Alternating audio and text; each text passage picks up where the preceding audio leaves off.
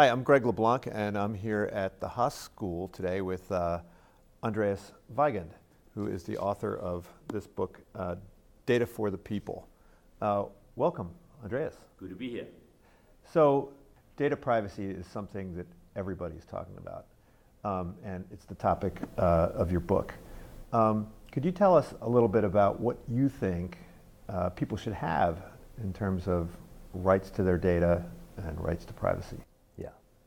So first, the distinction between privacy and security is an important one.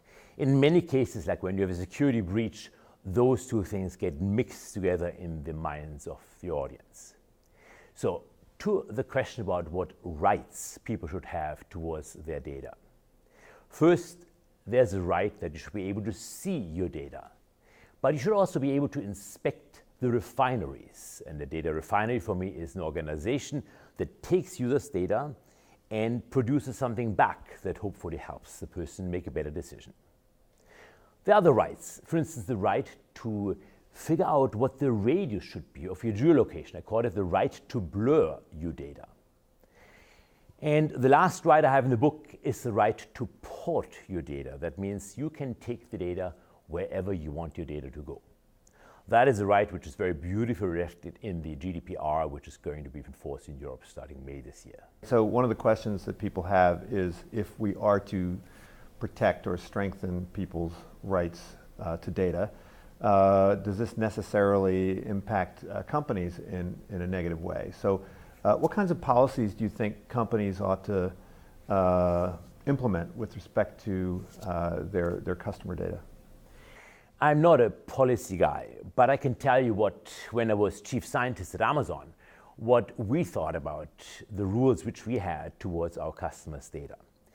And the first rule, I think, is that you want to start with a question, not with the data. In this world of exponentially growing data, if you say, let's first get all the data, then you'll never get started. Analysis paralysis. Instead, get the question clear, get your hypothesis clear. And that way, scientific method, if you will, you know when you have reached the answer to that question.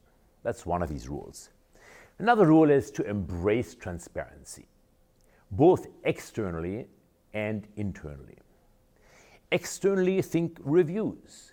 Before Amazon did reviews, most marketing departments would have said, that's crazy, allowing the user to write something on the website. But now I ask you 20 years later, how do you make decisions? How do 500 million people make decisions? By not looking at what the company says about their product, but by looking at what the user says about the product. That's an example of transparency.